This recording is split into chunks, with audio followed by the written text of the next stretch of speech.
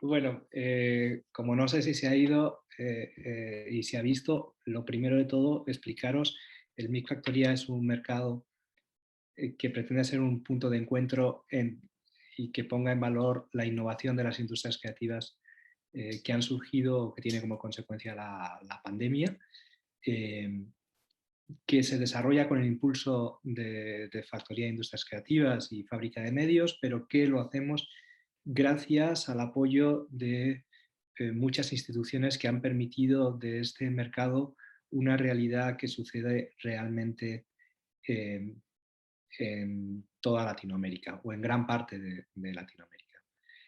Los primeros que nos empezaron a apoyar fueron tanto Chile y fundamentalmente Chile Creativo, luego se unió el Ministerio de Cultura de Panamá, el Ministerio de Cultura de Perú, Confama, la ECID, el Tecnológico de Monterrey y, y, y otros más actores que nos están apoyando.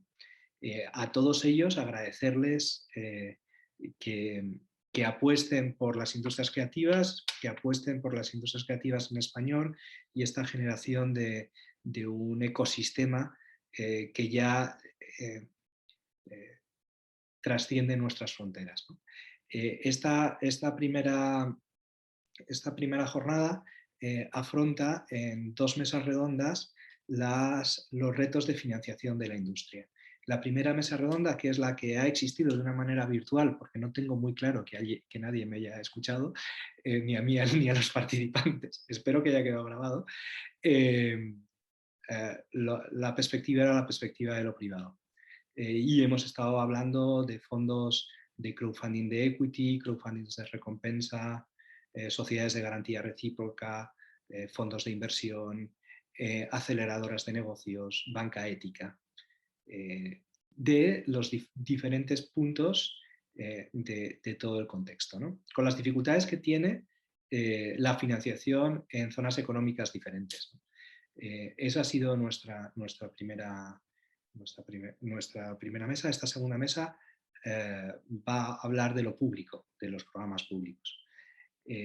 La va a moderar nuestro gran amigo Máximo Jacobi, que en 2 frases es una persona que ha liderado en la anterior legislatura la Dirección General de Industrias Creativas en el Gobierno de la Nación de Argentina, impulsa el proyecto PLAC, una plataforma de, creativa latinoamericana, es curador, programador cultural y es amigo y escribe perfectamente las oraciones subordinadas, que para un disléxico eso significa una cosa muy importante.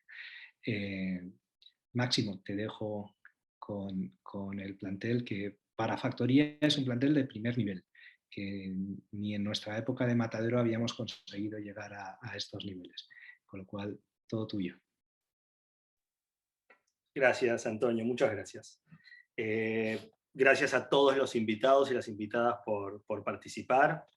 En gran medida lo que Antonio acaba de contar, y creo que a todos nos está pasando, es que hace 1 año y medio estamos discutiendo y cambiando los modos de actuar y de pensar y de relacionarnos, y hoy quizás se da esta reunión que no se daba en Matadero como parte positiva, y va a haber otras sombras sobre los cambios durante la pandemia y la pospandemia, y debatiremos si lo que necesitamos es una nueva normalidad, si lo que teníamos antes era normal, en fin, todos seguro hemos participado últimamente en distintos tipos de reflexiones y encuentros, y creo que la parte positiva es que nos está llevando a pensar sí, algunas estructuras que venían lentas. Por ejemplo, el aglutinante Latinoamérica, qué pasa en los países del ecosistema cultural y creativo latinoamericano, que tan desconectados estábamos, o por lo menos yo lo pude vivir desde la gestión argentina, donde conocí a Maru, por ejemplo, donde conocí a la gente de la Ciudad del Saber, empezamos a entrar en conexión con Centroamérica y vimos las diferencias que había entre un eje Argentina, Chile, Uruguay, con la lógica centroamericana, qué pasaba con el rol de Colombia, en fin, muchos modelos de gestión que tomaban cierta identidad, pero que internamente nos faltaba y todavía nos falta, y estamos ejercitando reunión. ¿Qué pasa con el aglutinante iberoamericano? Los modelos españoles, las redes españolas de cultura y de acción cultural, por ejemplo, como el programa de AECID, pero también las redes independientes y privadas, y quizás esta pandemia, esta pospandemia, nos permitan comenzar a hablar con mucha más firmeza y fuerza y potencia interna de un ecosistema cultural y creativo en español. Y ver si la geopolítica, que a veces resuelve y otras veces complica, permite un nuevo modelo.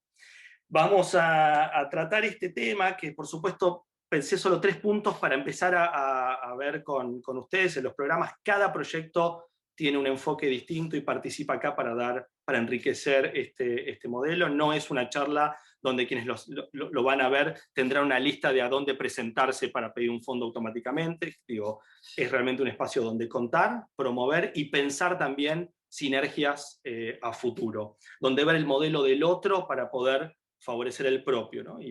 y trabajar en ese modelo. Yo me anoté, si les parece, estos 3 puntos que creo que nos pueden servir para coincidir, para debatir o para evitar, ¿no? Que algunos de los proyectos irán para otro lado, y seguro la conversación va a ser mucho más rica. En términos, cuando se pensaban estas charlas y veíamos financiamiento público, financiamiento privado, nuevos modelos de laboratorio, estos compartimientos estancos con los que a veces nos terminamos manejando, parecería que estamos ante la oportunidad de revisarlos, ¿no? Y se me ocurren estos 3. Uno es pensar y trabajar fuertemente en la traducción de financiamiento cultural como inversión.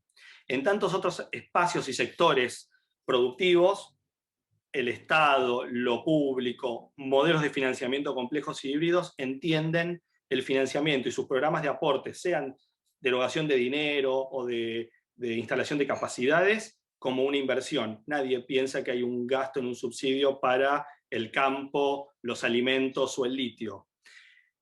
Me atrevo a decir que en muchísimas instancias todavía en la cultura seguimos pensando el viejo modelo de mecenazgo. Cuando alguien invierte en cultura está gastando, ¿no? Se gasta. Hay un gasto que no se va a recuperar. Si hay un fondo no reembolsable es una pérdida. Creo que en ese sentido seguir pensando a la cultura como un espacio que financieramente da pérdida es casi una derrota. Es una derrota ética, es una derrota identitaria.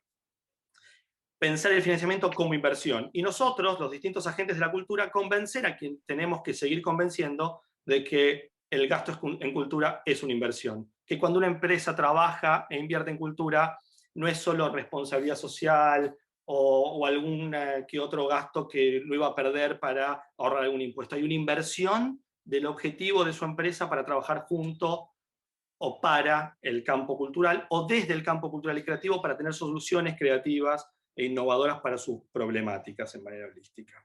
El segundo punto, el financiamiento ante el nuevo paradigma como un acto de protección a ciertas cuestiones, centralmente la experimentación, la diversidad y la inclusión. Un financiamiento responsable, porque ante estas crisis cíclicas que vive la humanidad, estos fondos van a empezar a movilizarse. Vamos a tener grandes fondos quizás en algún momento y achiques en otros momentos. Entonces, los primeros que sufren ante esta fluctuación de fondos públicos, privados e independientes, acá seguro excede a nuestra mesa, atenta a la diversidad de colectivos, espacios, proyectos que puedan quedarse afuera por distintas razones.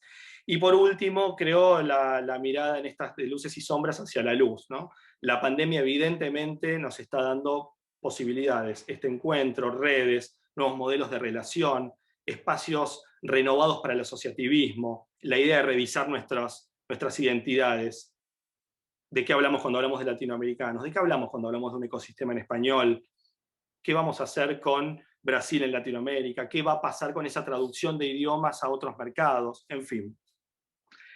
Pensar entonces que esos modelos, evidentemente, no hay vuelta atrás, van a ser colectivos, van a ser híbridos, van a ser más complejos. No podemos seguir pensando a un sistema público de financiamiento por un lado, a un sistema privado con relaciones de equity, lo que se quiera, pero un sistema privado y uno independiente de colectivos que también va pobrecito mechando entre estos lugares. Vamos a tener que pensar modelos muy maduros, si se quieren más sofisticados y complejos híbridos para desarrollar y financiar la cultura. Si les parece, ahora comienzo a presentarlos de a uno. Saben que para los que nos escuchen y para ustedes, quienes tengan una presentación, lo abren, nos tomaremos unos 7 minutos y estamos en una conversación técnica, pero también entre amigos. Vamos a arrancar con Brenda Cano, la tengo aquí en la pantalla. Brenda, gracias por estar con nosotros. Brenda es subdirectora de Proyectos de Memoria, Coordinación de Memoria Histórica y Cultural de México dentro de la presidencia, ¿no?, de la República de México. Va a contarnos ahora sobre los programas y su visión. Y Brenda, después de estos 7 minutos, seguramente entre lo que digas y nosotros haremos alguna repregunta y también tu posibilidad de alguna rectificación. ¿Correcto? Muchísimas gracias. Claro, claro, buen día. Muchas gracias, Máximo. Y pues bueno, buen día a todos. Los que nos están viendo por ahí también a través de las redes sociales. Buenas tardes, buen día, dependiendo de la zona. Y pues me da mucho gusto compartir con ustedes esta mesa. La verdad es que hay mucho que quisiera contar y charlar, pero de pronto el tiempo lo tenemos un tanto limitado. Y bueno, decirles que desde la Presidencia de la República en México surge a partir de esta administración la Coordinación de Memoria Histórica y Cultural de México. Surge en sentido de conjugar las voluntades que tiene la presidencia de coordinar acciones que van un poco más allá del campo cultural. En específico y de manera puntual, nosotros tenemos 2 vertientes sobre las cuales trabajamos, que son preservar la memoria histórica y fomentar la lectura a través de la Estrategia Nacional de Lectura.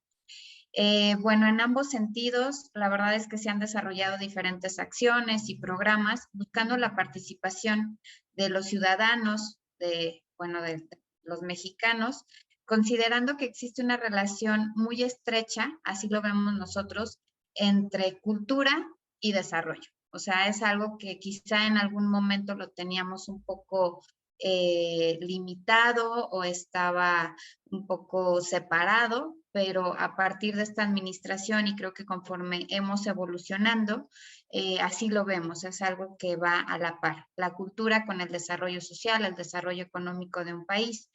Obviamente, y ya como lo comentó Máximo y como ustedes seguramente también lo han vivido, esta pandemia pues nos trajo un parteaguas. Teníamos varios programas, proyectos que de pronto tuvieron que cambiar. Algunos quizás sí se tuvieron que detener o de plano siguen en stand-by esperando que el día de mañana cambien las condiciones y otros pues se reformularon y nosotros buscamos seguir pues caminando y dar pie a que estos proyectos salgan a la luz. Les voy a platicar de varios, pero quisiera enfocarme en algunos que forman parte de la Estrategia Nacional de Lectura, dependiendo de cuánto nos da el tiempo. Y bueno, voy a pasar una presentación muy rápida.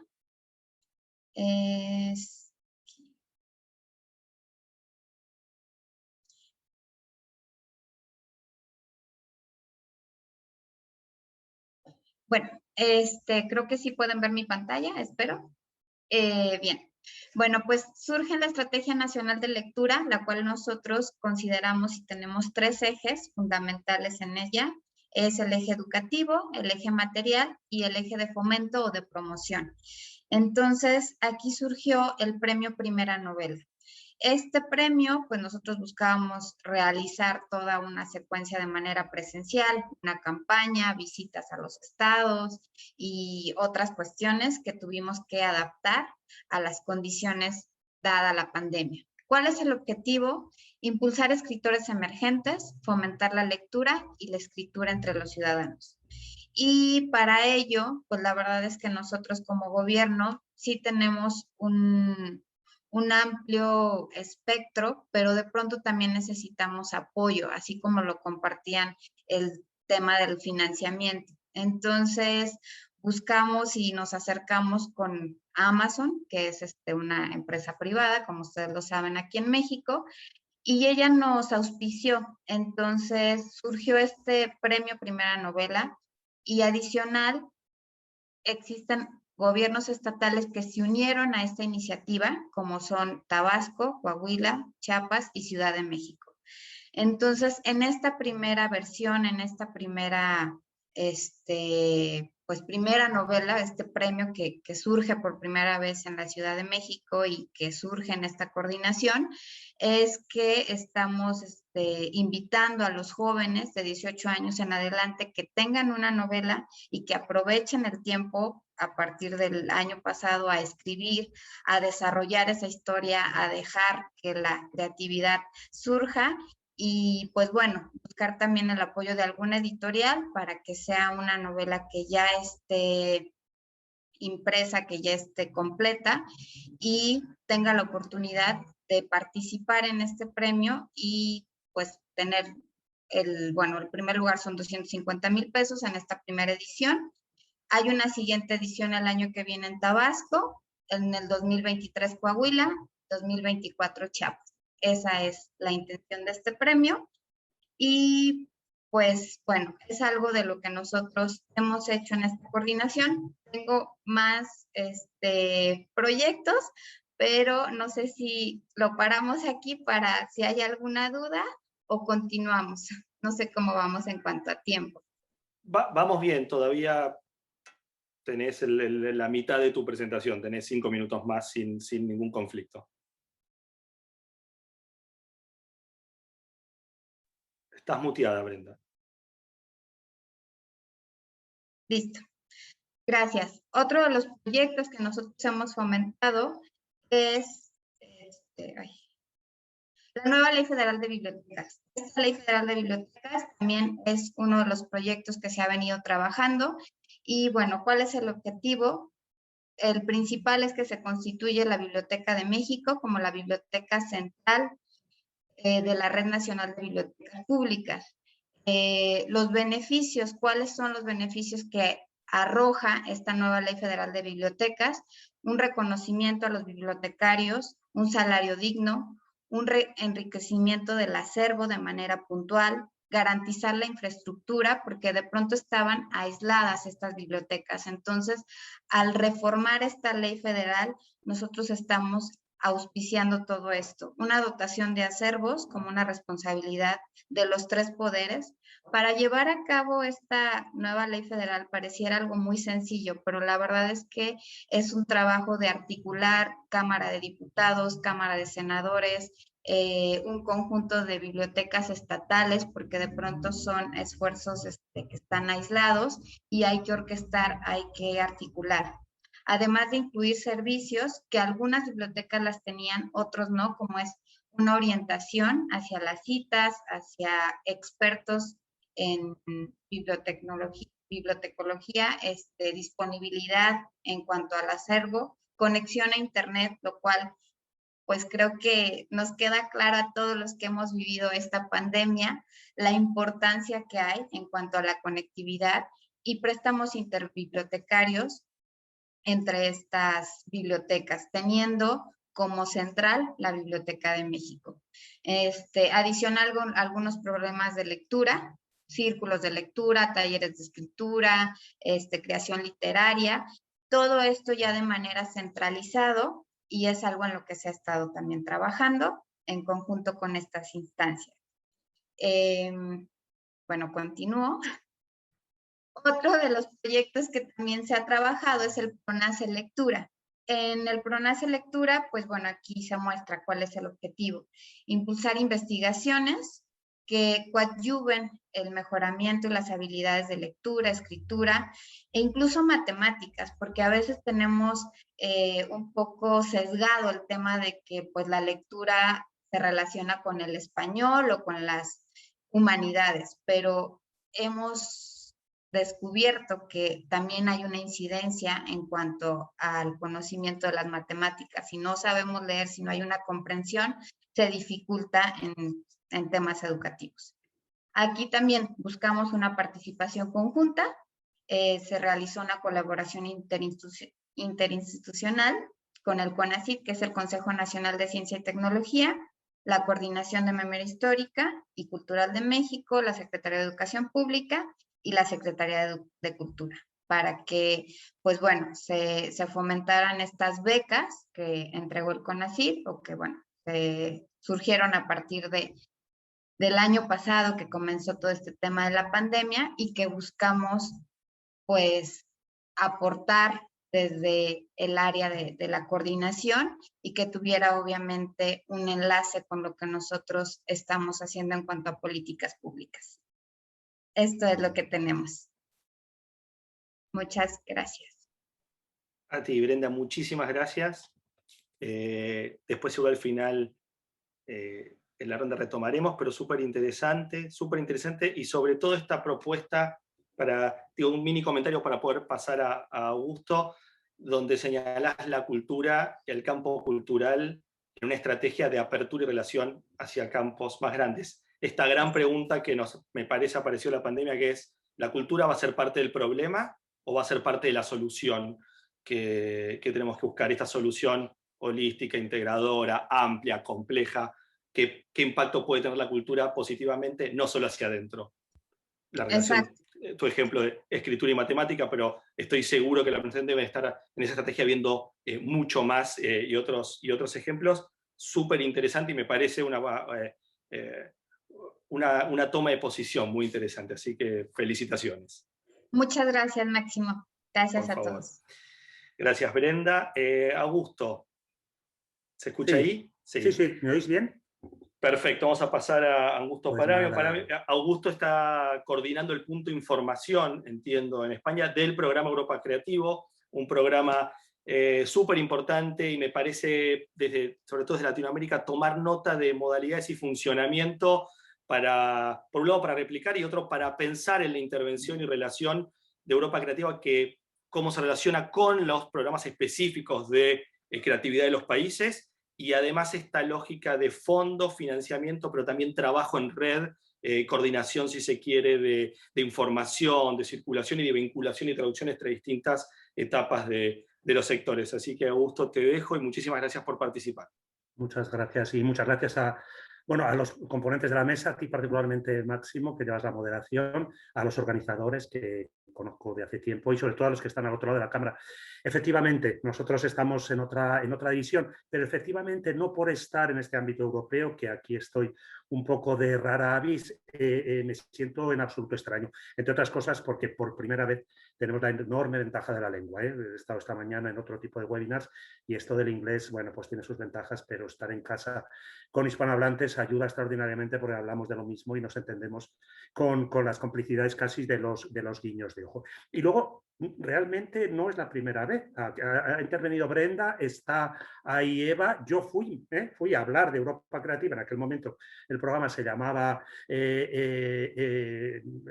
Programa Cultura, a Guatemala y a México, a los centros culturales de la ECI. Entonces entramos ya de lleno en lo que es una herramienta de financiación. Efectivamente, el programa Europa Creativa es un programa destinado a financiar proyectos culturales transnacionales, y ahí es donde viene el valor añadido. Nosotros siempre decimos, aunque parezca algo muy escolar, pero que tiene que quedar muy claro en los potenciales solicitantes o los potenciales beneficiarios, los que se dirigen a nuestra oficina, que los proyectos tienen que trascender, tienen que transferir el ámbito nacional, que se conjuga en primera del plural. Aquí están prohibidos el pronombre personal de primera persona yo y de segunda persona tú. Aquí obligatoriamente tenemos que hablar en primera del plural, nosotros y vosotros. Y ese nosotros y vosotros son los países participantes en el programa. No solo los 27, desgraciadamente ya no hablamos de 28, el Reino Unido, por razones que todos conocemos, salió, sino países que han firmado acuerdos con la Unión Europea, a través de los cuales esos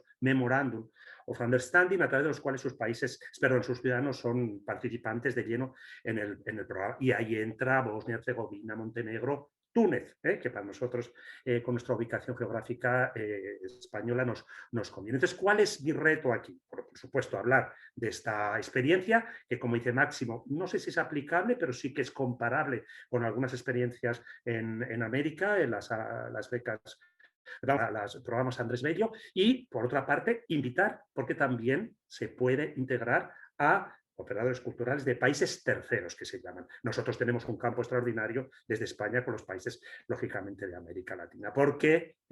Tenemos esta ventaja que acabo de hablar de la... Sí que es cierto que el partenariado, el consorcio tiene que ser europeo, porque nos ocurre con frecuencia que vienen operadores culturales diciendo tengo México, Chile, Perú. No, el partenariado tiene que ser europeo, pero sí que puede tener la incorporación de ese país tercero. Y en otro momento, porque estoy en una pequeña, digamos, intervención muy de overview, de visión general, podemos hablar cuáles son las condiciones de ese país tercero. Pero en un proyecto en el que haya estos operadores que he citado al azar, Montenegro, Francia, Italia y México, perfectamente puede ser una institución mexicana la que forme parte del consorcio, porque efectivamente tiene la legitimidad de formar parte, porque son cruciales en la implementación del proyecto. Bueno, estos programas europeos, entre el que se encuentra Europa Creativa, tienen una vigencia de 7 años. Este empezó en el 2000, 2007, 2006, 2007, 2013, 2014, 2020. ¿Qué ocurre?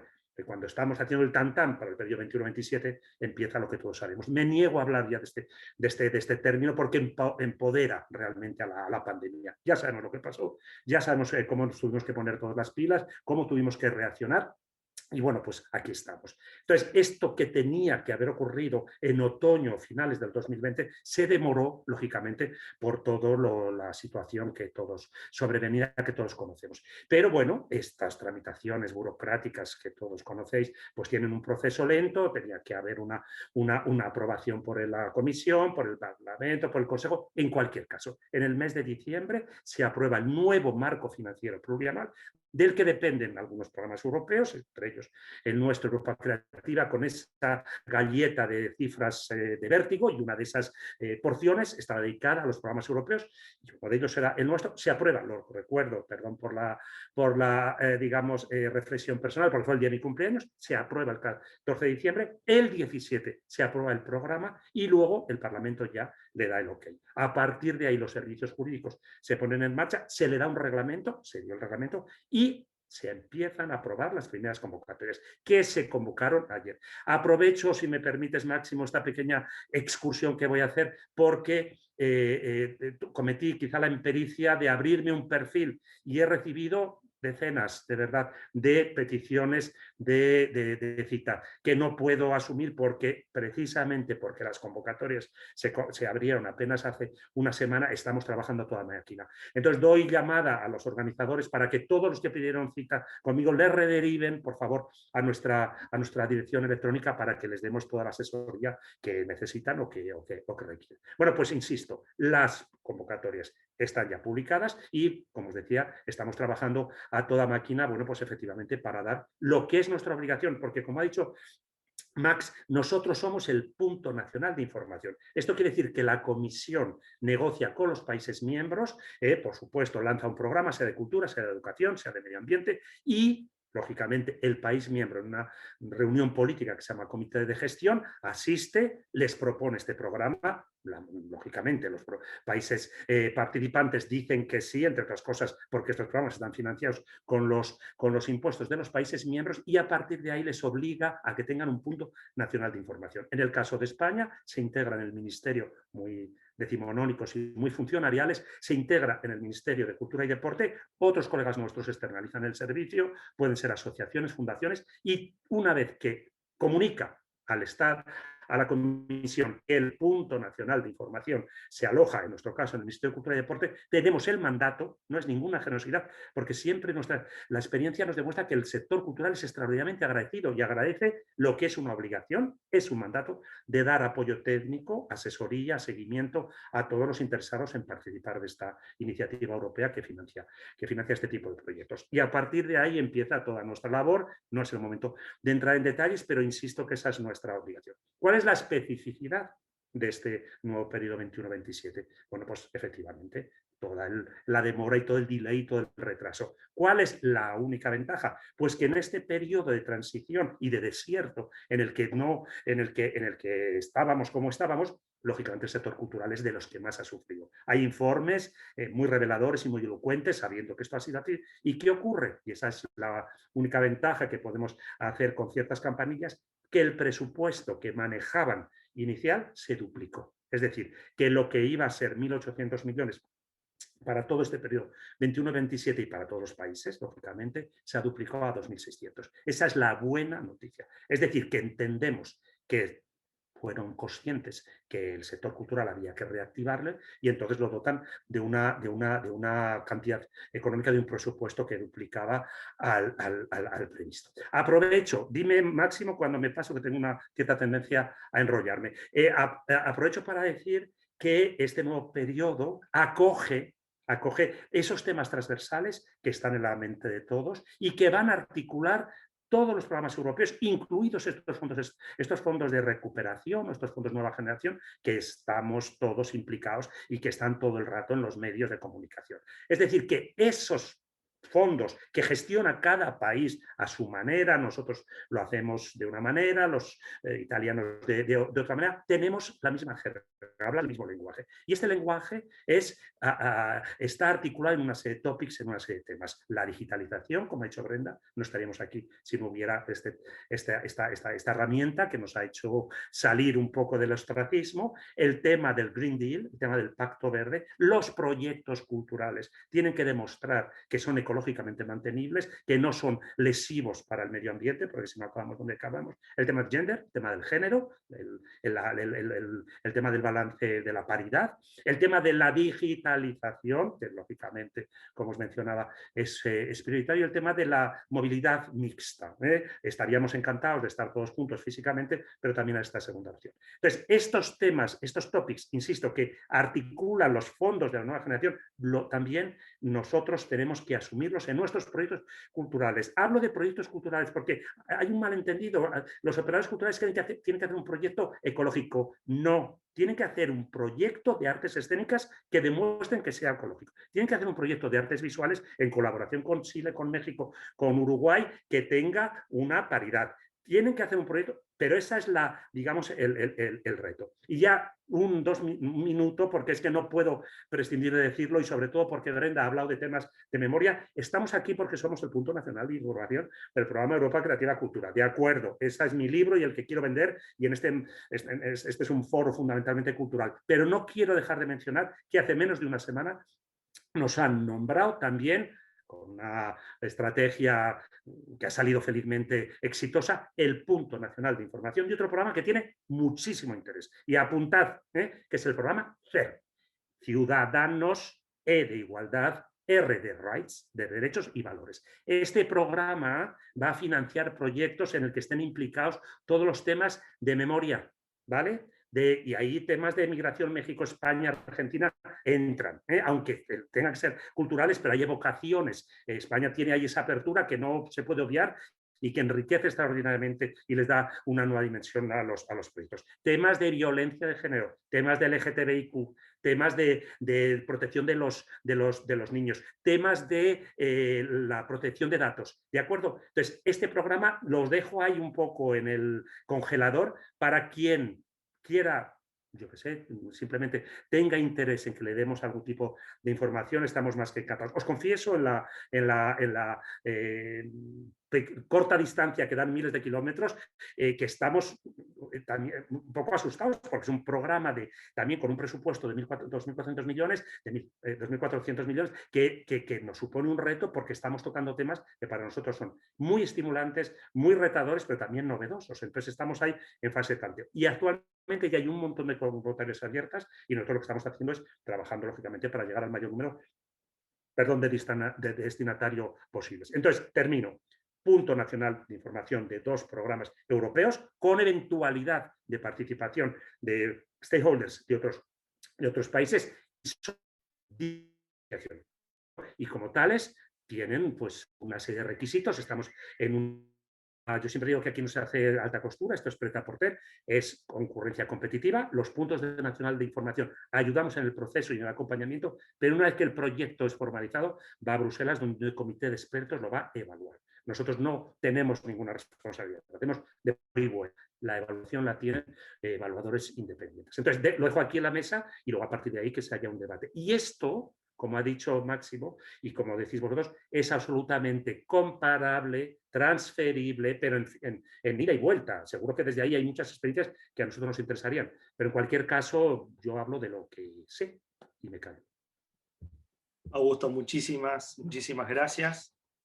Bueno, se va enriqueciendo ya la agenda de temas. Todavía nos faltan 5 expositores, así que va a ser muy rico, pero esto último me hizo pensar 2 cosas muy rápido. Uno, se afirma la idea de que ya no hay temas extraculturales e intraculturales, ¿no? Que la agenda del medio ambiente ya no es ecológica, que la sostenibilidad y la sustentabilidad ya no son agendas que van por separado, que el género ya no es una postura, sino evidentemente una condición necesaria para enriquecer los proyectos, y la cultura tiene mucho para, como decías, para decir ahí, para decir desde ahí, para aportar en esa discusión y aportar en esas soluciones, ¿no? ¿Por qué no pensar cuál va a ser el lugar en esa mesa grande de decisiones productivas y sociales para repensar el espacio público en la pospandemia? ¿Qué podrían aportar los coreógrafos para pensar el distanciamiento físico y social? En fin, te iba escuchando y se me ocurrían distintos temas. Y por último, esta idea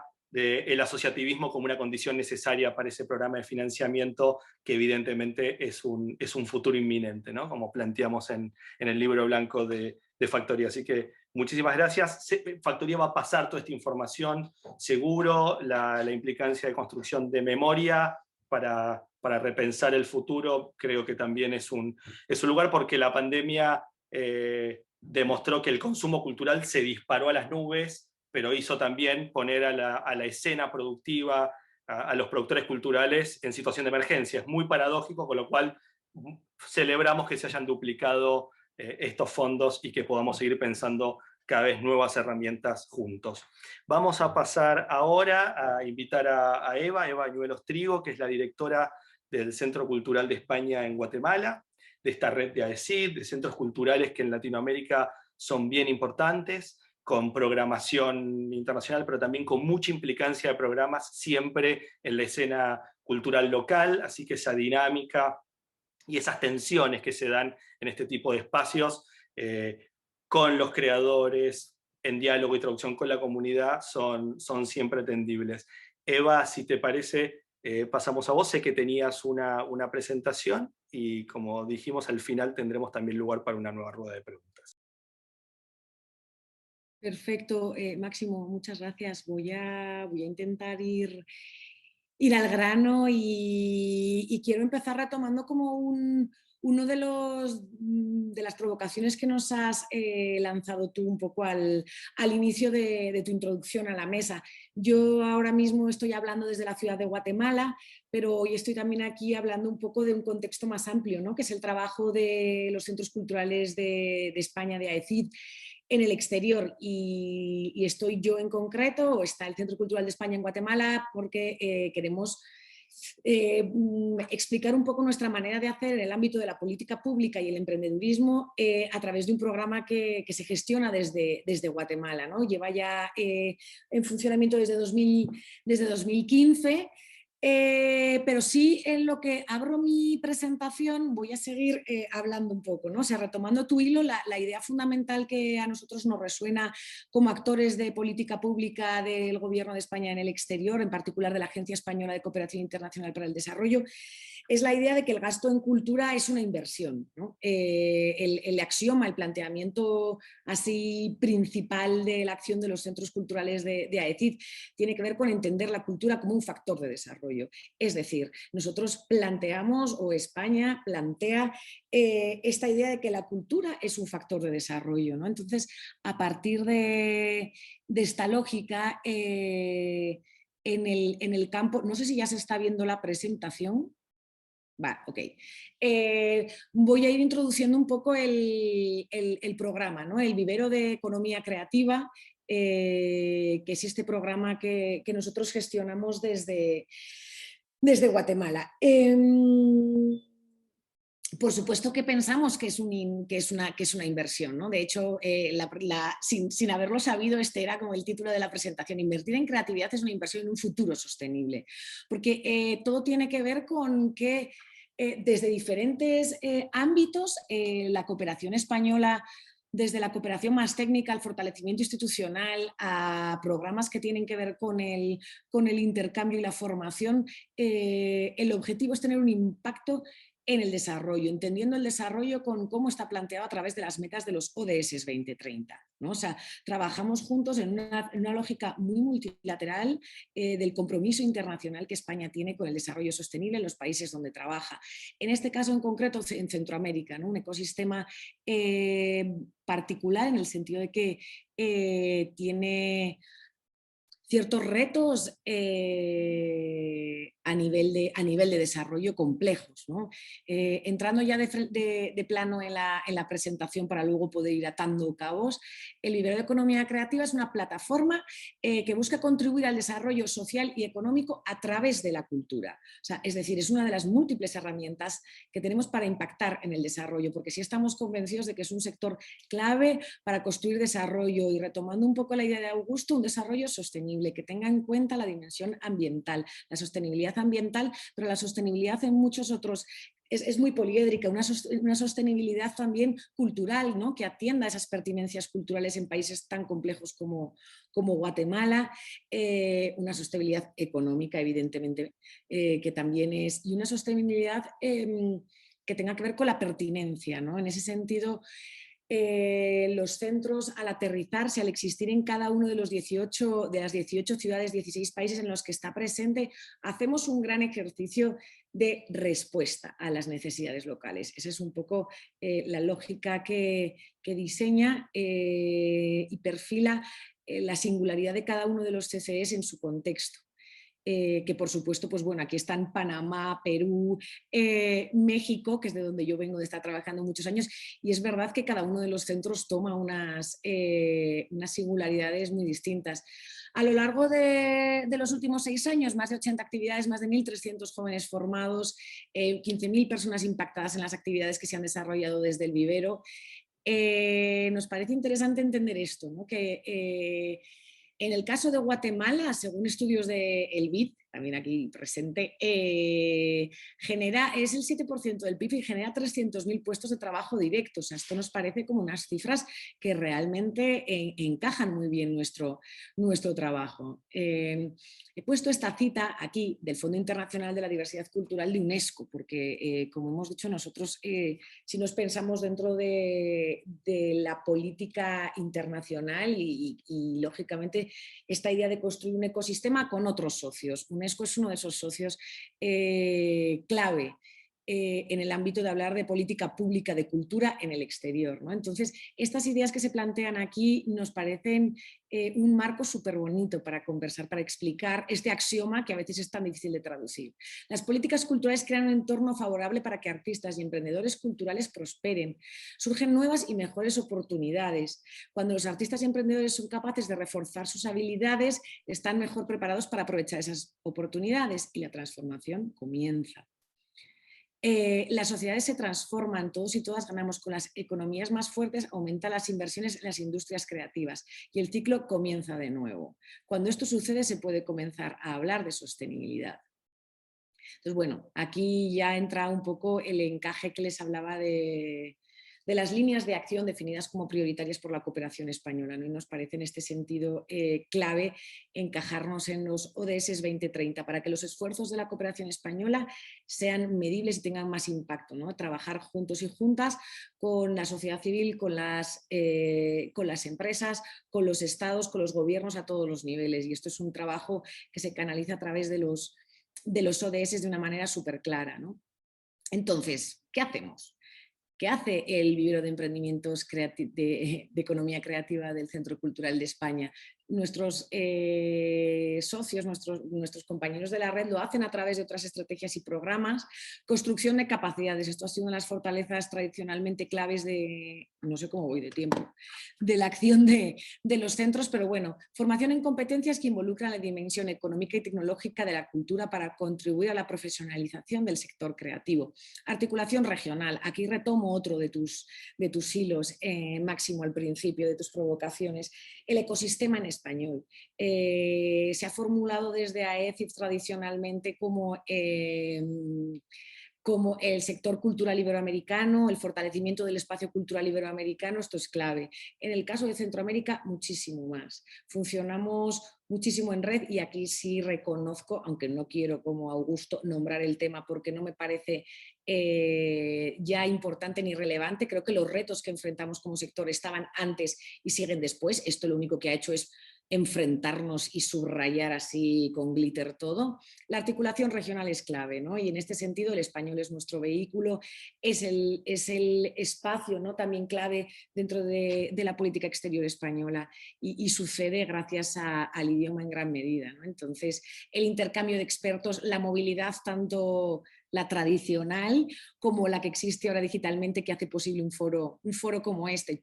Un centro de recursos, o sea, nos pensamos mucho así, tanto del espacio físico como de la capacidad de sintetizar, aprender, distribuir conocimientos. A la gestión del conocimiento está muy vinculada a esta idea que nosotros planteamos de centro de recursos, ¿no? Somos también un puente entre España, que se vincula con Europa, y lo que sucede en América Latina. En ese sentido tenemos una capacidad bastante privilegiada, me atrevería a decir, ¿no?, de ofrecer recursos de conocimiento, de links, de redes. Y finalmente vamos a mencionar el espacio físico, el BEC. Tiene su sede en el Centro Cultural y ahí esperamos que en el encuentro, porque eso es una definición también clave de qué son los centros culturales de España, son espacios de encuentro, son espacios de ciudadanía, tiene un espacio privilegiado este proyecto para los emprendedores creativos.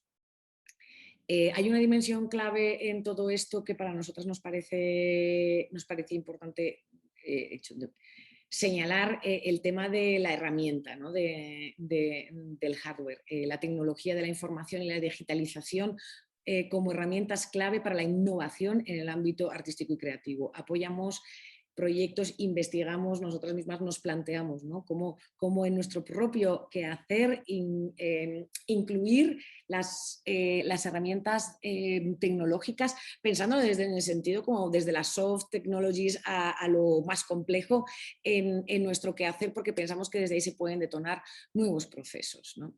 El perfil del público, pues sí, el Centro Cultural y el BEC están totalmente comprometidos con los jóvenes. En el caso de Guatemala hay un tremendo bono demográfico todavía, ¿no? Es un país enormemente joven.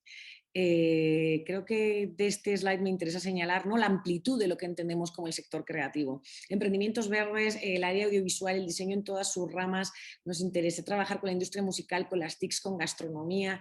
Y sí, son agentes locales.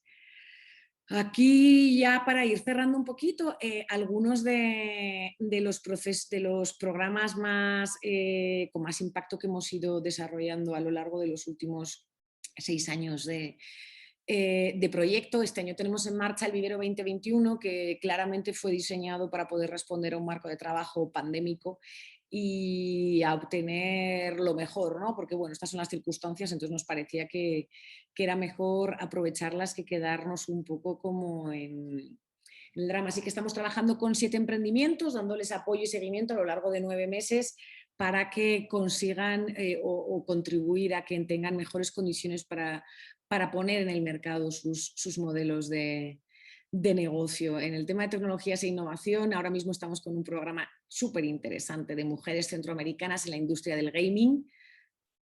Y súper interesante, todo lo vamos a poner también, lo pueden seguir desde nuestras redes, que eso también nos ha encantado de esta nueva manera de accionar, que es, como todo se transmite, estamos consiguiendo crear repositorios y tener almacenada esa información y a partir de ahí gestionar mejor el conocimiento que producimos, ¿no? Eso me parece como una de las ventajas de lo que está sucediendo. Y este slide, que es el último, que creo que debería ponerlo el primero, que habla de quién, cómo y cómo trabajamos. Nosotros somos cooperación, o sea, nuestro propio nombre nos define como la manera de trabajar, o sea, trabajamos con otros, respondiendo a otros.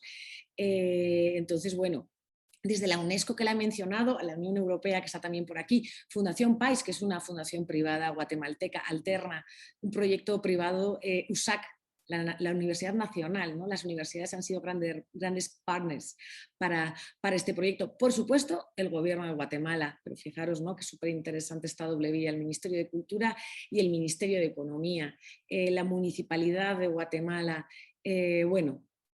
No sé si ha sido demasiada información en poco tiempo, no sé de hecho cómo voy, pero bueno, que espero poder compartir con la organización esta presentación y encantada de responder a las preguntas que este programa que esta presentación haya podido dejar. Eva, muchísimas gracias. De nuevo, más que interesante, linda la imagen final, antes de pasar a Estrella. Linda esta imagen final porque muchas veces lo que llamamos la tira de logos pasa a ser como una especie de filmina que antes estaba por compromiso, ¿no? De bueno, subir a los logos. Que realmente vos lo muestres como una imagen que significa la interacción, la sinergia y la necesidad de construcción colectiva, la idea de cooperación, me parece que a todos nos sirve para repensarlo. Además de tu presentación donde la realización en vivo, en pleno cambio y emergencia de los nuevos conflictos, se piensan nuevas capacidades. Y no lo que a veces pasa con las políticas públicas, ¿no? que necesitamos que pase todo el ciclo para decir, bueno, ahora vamos a trabajar con las mujeres en tecnología. Bueno, llegar siempre tarde, ¿no? Me parece que esta idea de políticas en vivo y en directo y asumir la complejidad de los retos es también una muy linda escuela. Así que muchísimas gracias. Vamos a pasar ahora, a ver, ahí deberíamos... Eva, te pido para dejar de compartir. Perfecto. Vamos a pasar a Estrella Peinado, a ver si la veo acá, esta Estrella. Buenas tardes, Estrella. Hola, buenas tardes, es coordinadora del BID Lab, los programas del BID Lab, un programa increíble que tiene el BID, junto a muchísimas otras herramientas, pero nos interesa puntualmente en discusiones, en charlas previas que tuvimos, proponer el BID Lab y no en sí los programas de financiamiento, como el programa de bien público regional, para que no pase esto de solo mostrar la lista, sino también los espacios multilaterales e institucionales como el BID, que piensan la traducción y la conexión entre distintos agentes del sector que muchas veces están desconectados, necesarios para el trabajo y para el financiamiento, y también el lugar donde repensamos la idea de innovación. ¿Cuál es la innovación cultural en términos tecnológicos? ¿Qué pasa con la innovación cultural no de base tecnológica? ¿En qué podemos innovar para trabajar nuevas formas de cooperación? Y el BID Lab siempre está generando respuestas, inquietudes y también, ¿por qué no?, desafíos, ¿no? Nos desafían y nos ponen a veces contra la pared para pensar nuevas políticas y nuevos programas. Estrella, te dejo ahora a ti. Estamos calculando entre unos 5, 7, 10 minutos cada uno para después tener un espacio que sea breve de debate. Perfecto, muchas gracias por la presentación y muy buenas tardes a todos. Bueno, yo efectivamente estoy en BID Lab. BID Lab es una parte del Banco Interamericano de Desarrollo, una organización multilateral, pero BID Lab es el laboratorio de innovación del grupo BID. Entonces, trabajamos de una manera ligeramente diferente, no trabajamos con grandes préstamos con el sector público, sino que trabajamos más con todo lo que no es sector público directamente, con asociaciones, con fundaciones, con ONGs, con empresas, siempre, bueno, bajo el paraguas o bajo el marco que nos puede dar el sector público, pero no directamente. Y un poco el motivo de este laboratorio pues es eso, es la innovación, es probar cosas nuevas o nuevas maneras de hacer las cosas para que luego, bueno, si sale bien, pues lo escale el sector público o de alguna manera lo adopte el sector privado. Y creo que hay dos cosas muy, muy interesantes que decías al principio, ¿no? El tema de financiación responsable, inclusiva. Yo creo que eso, por la naturaleza de la organización en la que somos, está como sobreentendido, ¿no? Igual el impacto en desarrollo. Nuestra función es esa, es tener impacto en la generación de empleo, en la generación de ingresos, en la dinamización de la economía, pues para tratar de mejorar la calidad de vida de las personas que viven en Latinoamérica y el Caribe. Y desde BID Lab, pues sobre todo a través de la acción y de la actividad del sector privado. Y algo que nos interesa mucho pues es también algo que comentabas tú al principio, ¿no? Nuevos modelos, por la razón que sea, esta vez por pandemia o por cómo van cambiando los mismos subsectores creativos, ¿no? Y probar nuevas cosas. Trabajamos en conjunto, como decía, con otras áreas del grupo BID que también trabajan en las industrias creativas, ¿no? La división de Ciencia, Tecnología e Innovación, la división de Desarrollo Urbano y Vivienda o la de Comunicación, Conocimiento e Innovación. Y cada uno hace un poco su aporte según el área de especialización. Una división que creo que no quiero que se me olvide, que tiene un cuerpo bastante importante de conocimiento y de publicaciones, viene de diferentes divisiones, pero está como muy organizada alrededor de comunicación, conocimiento e innovación, y ahí están muchas de las publicaciones que se han ido elaborando a lo largo de los años, desde, pues, no sé, creo que empezó un poco en 2013 y que mencionaba Eva, ¿no? Y además también hay un curso, un MOOC de Economía Naranja, que creo que también, si no está ahora mismo en curso, saldrá como la tercera edición pronto, ¿no? Y me parece que ahí se compila bastante bien la visión y lo que está haciendo el Grupo BID en general, o por lo menos por dónde quiere ir. Luego, dentro de BIDlab, algo que nos interesa mucho es pues, el uso de tecnologías como para tener un mayor impacto en desarrollo y un mayor impacto en lo que se puede conseguir con las industrias creativas y los diferentes subsectores. Lo vemos también de una manera muy amplia, ¿no? Que puede ir desde gastronomía, arquitectura, todo lo que tiene que ver con diseño, artes escénicas, visuales, todo porque al final alrededor de todos estos subsectores se genera mucha actividad y mucho emprendimiento, ¿no? Y en el tema de tecnología, o sea, hemos visto en los últimos años, pues eso, cómo han ido cambiando sectores por las plataformas, que no sé, para el sector audiovisual, para la música y ahora para todas las artes escénicas en general, ¿no? Y ahí ha habido proyectos en los que se intenta utilizar inteligencia artificial como para ver cuáles son las tendencias, para analizar un poco hacia dónde van cada uno de los subsectores o el tema de blockchain, ¿no? Para ayudar, por ejemplo, al sector de música en poder registrar sus derechos de autor en unas piezas musicales como que cada vez son más complejas y se difuminan cada vez más quién es el autor, ¿no? O también para utilizar blockchain para micropagos, ¿no? Cuando se tiene que empezar a monetizar de alguna manera las creaciones de los artistas. Y bueno, con estas nuevas tecnologías y tratando de apoyar este tipo de iniciativas es pues eso, el apoyar nuevos modelos de negocio también, ¿no? Siempre pensando mucho en el impacto que las industrias creativas tienen y que se puede medir y que se debe medir en la actividad económica y en el desarrollo y en la mejora de calidad de vida de los ciudadanos, ¿no? Y por supuesto, temas de inclusión de todo tipo de colectivos, eso es algo que igual por mandato somos una organización que lo tenemos ahí, igual el tema de sostenibilidad, ¿no? Y bueno, o sea, manejamos diferentes instrumentos, o sea, no voy a entrar en detalle de proyectos, pero bueno, se han financiado proyectos alrededor de diferentes formas y de diferente naturaleza en toda la región, pero lo que buscamos básicamente es eso. Primero, que sea algo innovador. Tiene que ser algo que tenga impacto en desarrollo en el sentido de fortalecer un ecosistema emprendedor o bien el generar empleo claramente o oportunidades de emprendimiento. Trabajamos siempre con un socio local y bueno, también con socios de cualquier país miembro del grupo BID, ¿no? Solamente beneficiarios. Tratamos de provocar mucho el intercambio de experiencias y las conexiones entre los proyectos que se puedan hacer en un país que tiene, pues a lo mejor está en una etapa más desarrollada, pues porque tiene un contexto que permite hacer cosas más sofisticadas con países o con contextos que son un poco, que están aprendiendo, ¿no? O que tienen, que tienen una trayectoria un poco diferente. Y bueno, lo que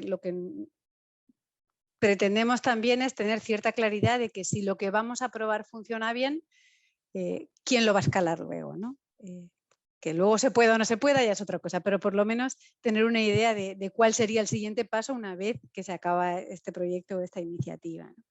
Y ahí también trabajamos, como decía, con un socio local y con recursos de contrapartida que pueden venir pues, de una Europa creativa o pueden venir de la cooperación española o de cualquier otro donante. No siempre tienen que ser recursos propios. O sea que ahí también lanzo un llamado a otros donantes y a otros financiadores como para unir esfuerzos, ¿no?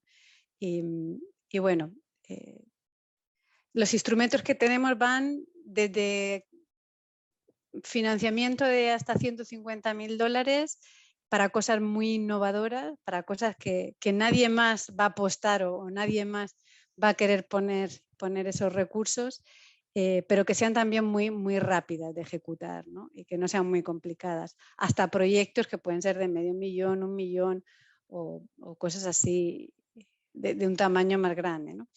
Y estos son, pues, pueden ser cooperación técnica no reembolsable, que al final es una donación, ¿no? Pero para esto tenemos que tener muy claro que va a haber un bien común, ¿no? El resultado va a beneficiar al sector en general o al ecosistema en general. Cuando son iniciativas ya más con ánimo de lucro, que perfectamente son también apoyables y financiables, tenemos ya otro tipo de instrumentos que son, bueno, pues a lo mejor de recuperación contingente si se dan ciertos logros o préstamos que siempre tienen como unas condiciones más favorables o más blandas. También llegamos pues eso, a apoyar e invertir en fondos de capital riesgo o de capital emprendedor que pueden invertir en industrias creativas. O inversiones directas, que eso es algo más reciente, así que todavía no hay mucha inversión directa en industrias creativas, ojalá la haya pronto. Pero bueno, insistir mucho en el tema de tecnología creo que es algo que nos interesa particularmente. Lo que comentaba Eva de mujeres en gaming creo que es súper interesante y mucho más por el ámbito regional del que hablaba, ¿no?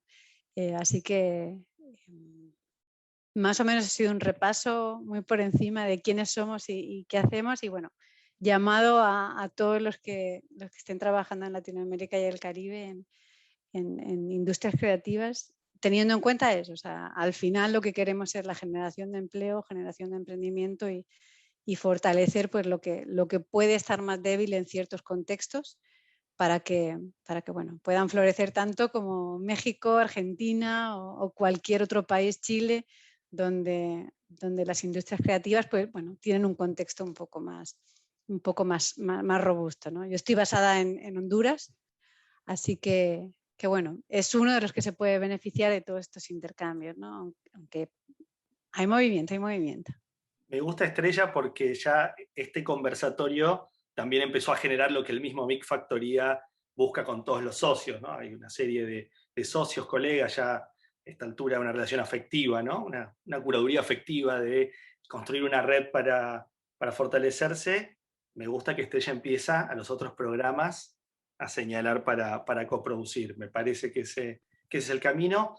Antes de pasar a Maru, digo que la información fue súper concreta, pero de todos vamos a subir después seguro el link de la conversación. Esta conversación va a estar después on demand, me parece interesante para cualquiera que no pudo estar y que se siga repitiendo esa información que va a seguir. Los sitios para entrar en detenimiento, en las bases, en los posibles llamados, financiamientos, convocatorias al vivero, etcétera, de cada uno. Eso para que se queden tranquilos ustedes y para que me quede tranquilo yo, porque es mucha información que me daría pena perderla y no poder replicarla, ¿no? Muchísimas veces nos quejamos desde el campo cultural cuando producimos de la falta de recursos y lo que nos faltaba era la información para poder presentarse una serie de herramientas que estaban por ahí dando vuelta y no teníamos. Gracias, Estrella, muchísimas gracias. A ti. Vamos a pasar a Maru. La verdad es que a Maru, a quien nos conocemos, no necesito leer su currículum. Maru es la directora nacional de Economía Creativa en Panamá. Va a hablar, creo, del programa específico, pero toda la vinculación que tienen, no solo interna, sino, por ejemplo, con el BID, la relación del ministerio con la Ciudad del Saber, es decir, hay una serie de programas que ponen a Panamá como un centro neurálgico. Trabajamos mucho en estos años en vinculación con Argentina, mientras hacíamos el MICA, el Mercado de Industrias Creativas Argentinas. Me parece, siempre fue para nosotros una manera casi de hacer landing, de descargarnos en Centroamérica, así que para mí es un placer volvernos a encontrar, Maru, acá, así que te dejo con la palabra.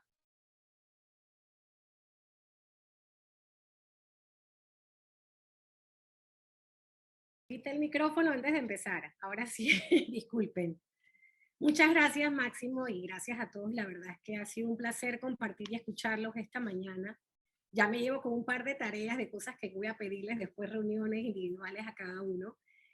Sí, bueno, atendiendo un poco la pregunta, Máximo, que nos hiciste al inicio de esta sesión, he querido pues enfocarnos en esos programas desde la política pública que el Ministerio de Cultura está llevando a cabo y desde la Dirección de Economía Creativa, solamente haciendo el énfasis de que el Ministerio de Cultura tenía 7 meses de haberse creado cuando inició la pandemia, o sea que nos tocó no solamente un Ministerio de Cultura nuevo, una Dirección de Economía Creativa nueva también, pero estos programas y políticas públicas también sufrieron en esos primeros 7, 8 meses o el primer año una transformación. Antes de lanzarse al público, ya estaban recibiendo una transformación que la llamo yo la transformación 2.0, la post-COVID, porque tuvimos que adaptarnos a una realidad nueva, por supuesto, que tenía todo el sector creativo y cultural.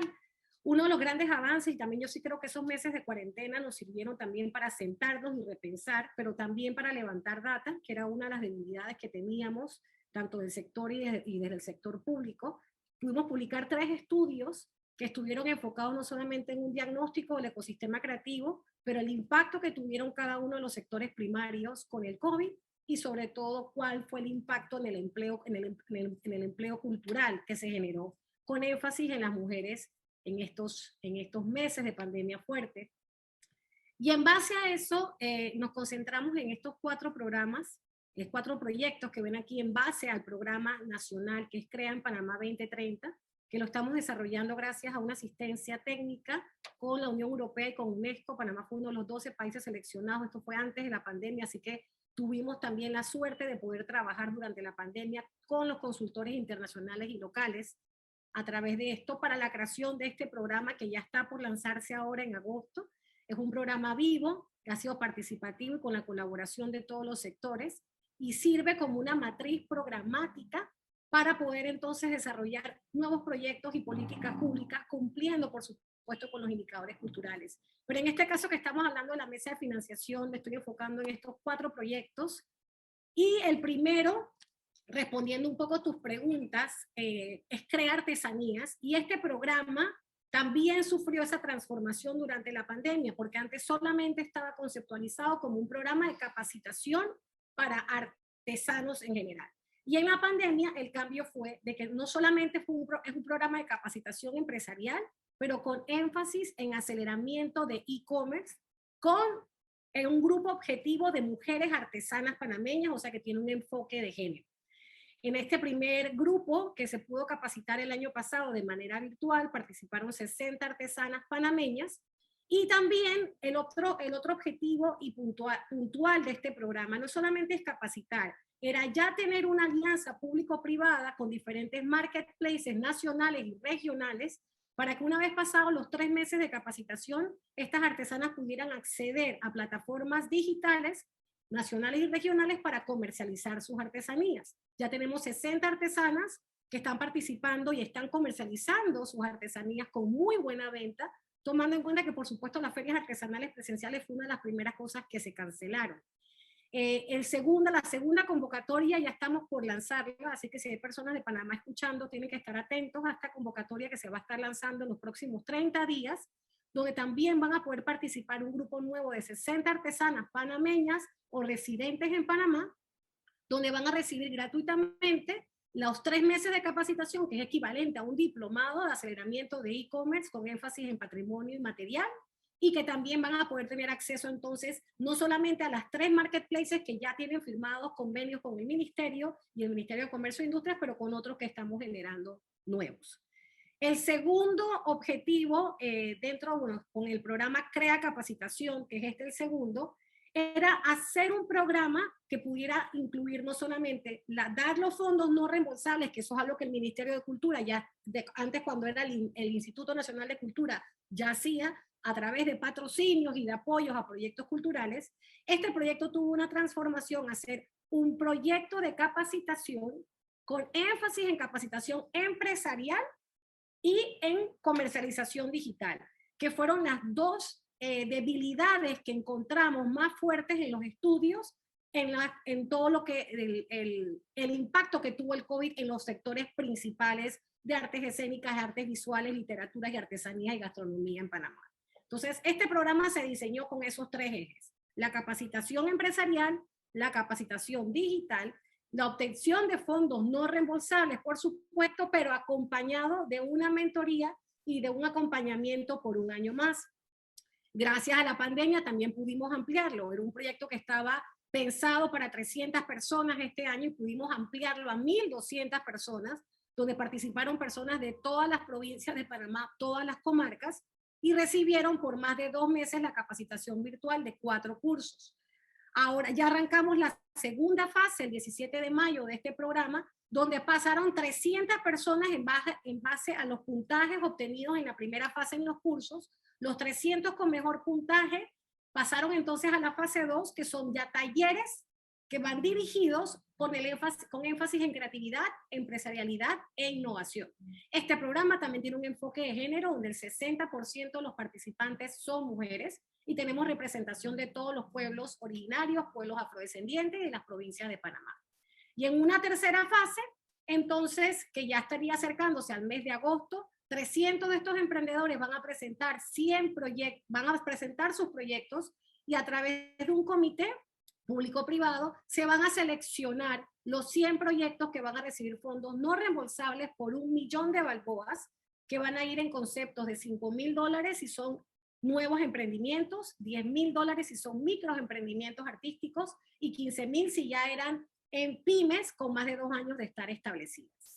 Esto lo estamos haciendo con fondos del préstamo de conservación de patrimonio cultural y natural con el Banco Interamericano de Desarrollo, y para septiembre de este año vamos a poder hacer entrega de estos fondos, que esas 100 emprendedores van a tener un acompañamiento también a través de los primeros 6 meses, una vez después de entregados los fondos, para asegurar su sostenibilidad. No solo eso, sino que estos proyectos también tienen como objetivo la asociatividad, porque en este proyecto estamos tratando de crear ecosistemas creativos, por eso que tiene áreas prioritarias, en los lugares que estamos haciendo restauración e inversión de sitios de patrimonio cultural, que también van a convertirse en sitios potenciales turísticos en Panamá una vez se haga la reactivación completa del sector turismo.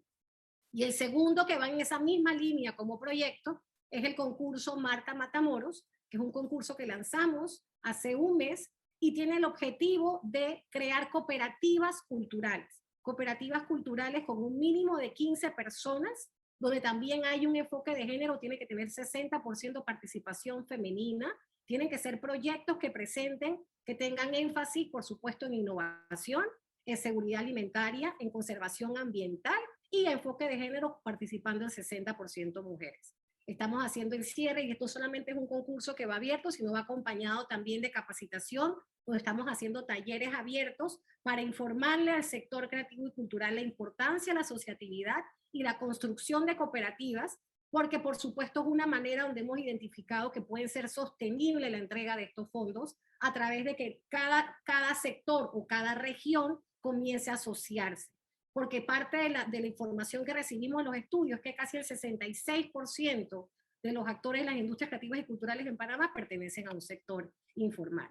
Y de esta forma, pues, estamos tratando de transformar o adaptar esos programas que antes estaban funcionando o estaban apenas en concepto, en una realidad que de verdad pudiera servirle mejor a todas las personas con todas las afectaciones que tuvo la pandemia. Y el tercer objetivo, como mencionaste, Máximo, es la inversión público-privada. Entonces, por ejemplo, tenemos el proyecto de la creación de distritos creativos. En este momento estamos reglamentando la ley para el primer piloto, que va a ser en el Centro Histórico de Panamá, porque hemos identificado que los criterios para seleccionar estos lugares de distritos creativos en Panamá deben ser sitios con alta concentración de personas que pertenezcan a los sectores creativos y culturales, tienen que ser sitios que tengan sitios de patrimonio cultural importante, pero sobre todo que sean sitios de atractivo turístico y que ya hayan sido identificados como destinos prioritarios en el Plan Maestro de Turismo, porque sabemos también, como parte de los estudios que realizamos, que el 51% de los artistas y emprendedores de las ICC de Panamá consideran que la manera de comercializar sus bienes y servicios en un 51% es a través de los turistas. Entonces tenemos ya identificado que los distritos creativos siempre van a ir amarrados a sitios también de patrimonio cultural con el Plan Maestro de Turismo como sitios de destinos prioritarios.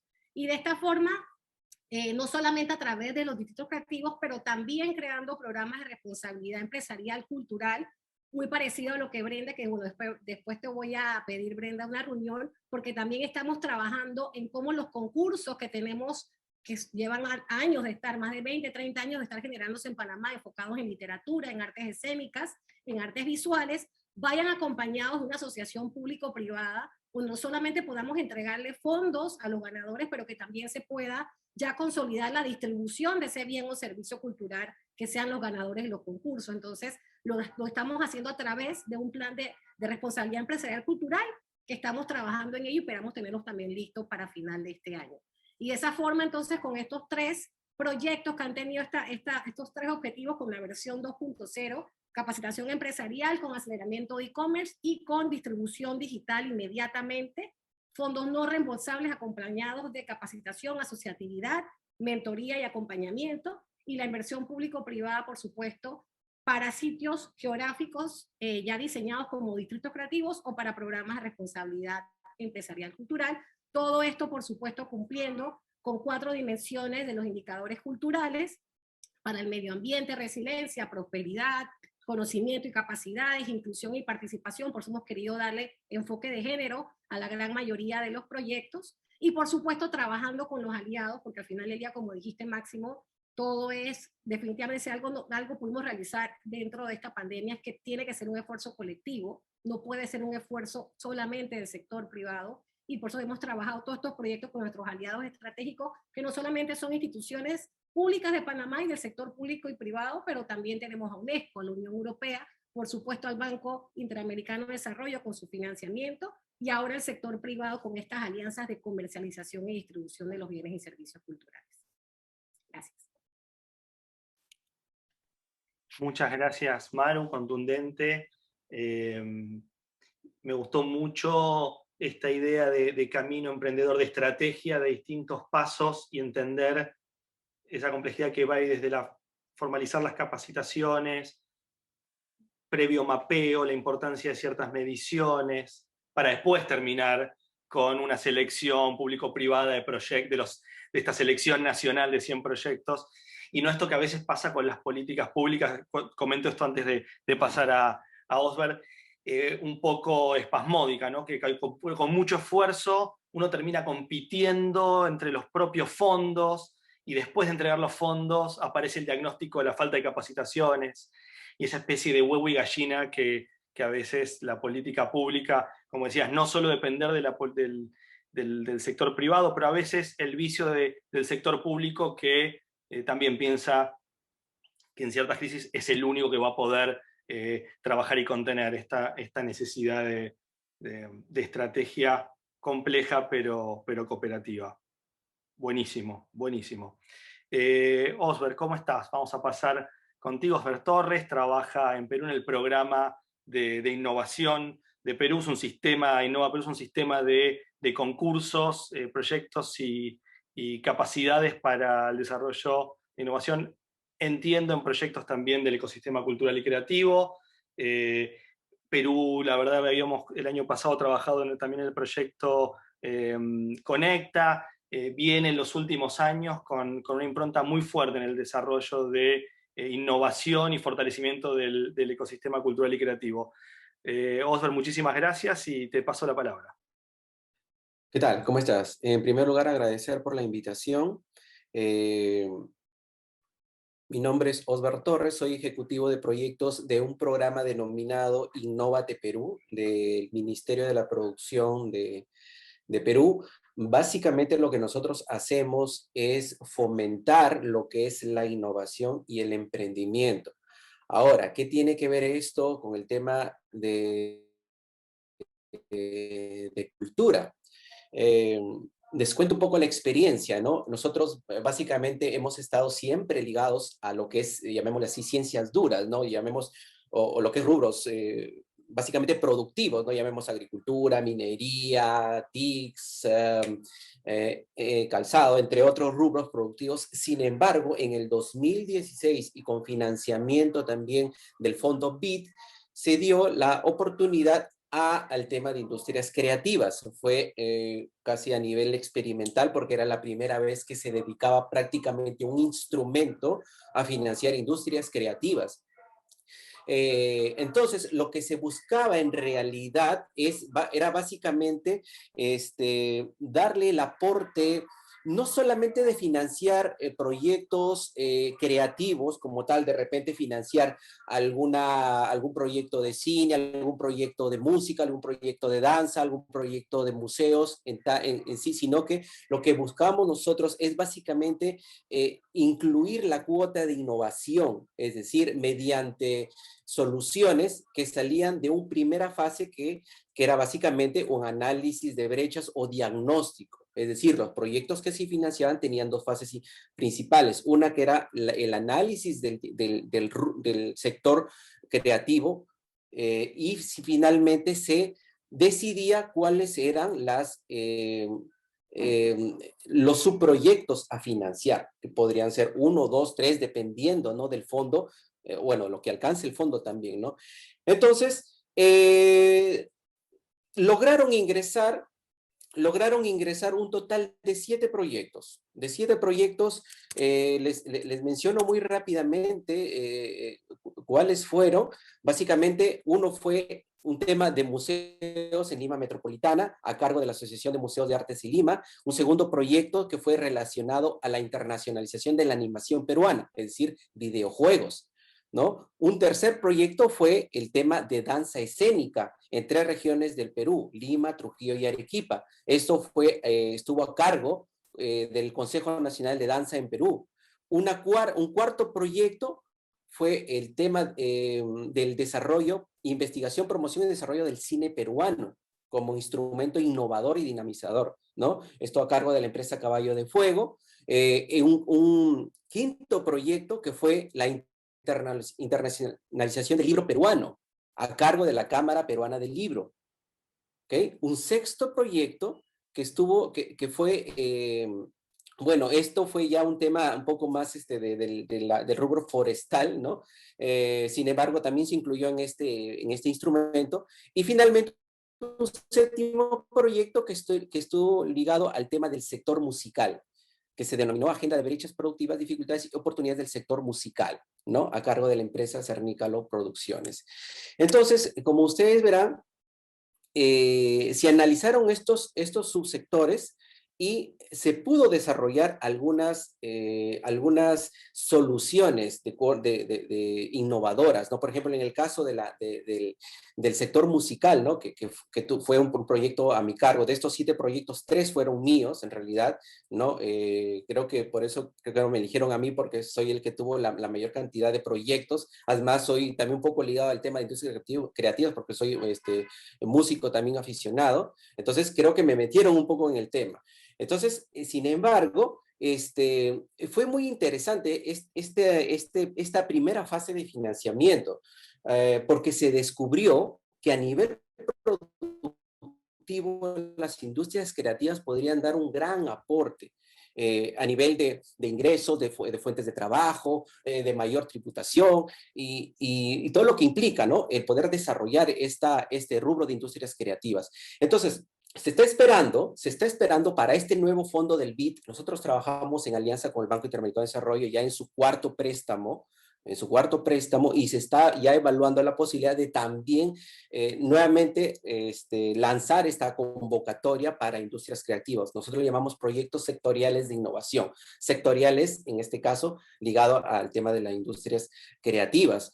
Entonces, lo que quiero dar en resumen es que siendo nosotros un ministerio, nosotros pertenecemos al Ministerio de la Producción, hemos podido generar una alianza con el Ministerio de Cultura de Perú para desarrollar este tipo de articulación y encontrar algunas soluciones, ¿no? Es decir, nosotros como que fomentamos la innovación tecnológica y el emprendimiento, bueno, tenemos la cultura. La cultura también es un aliado estratégico que puede entrar y promocionar, fomentar, incluir innovación en la cultura, porque creo que nosotros creemos que inculcando innovación en cada uno de los rubros, ya sea cultura, ya sea rubros productivos como agricultura, minería u otros, vamos a hacer vamos a tener mayor competitividad, ¿no? A nivel tanto nacional como internacional.